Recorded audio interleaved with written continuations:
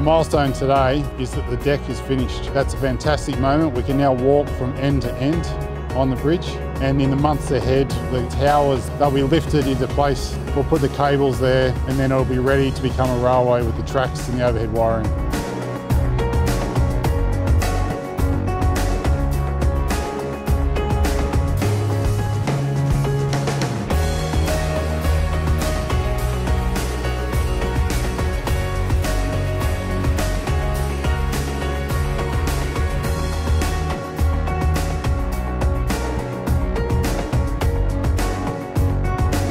It's highly complex engineering, a cable-stay bridge for a railway on a curve running over a very busy road.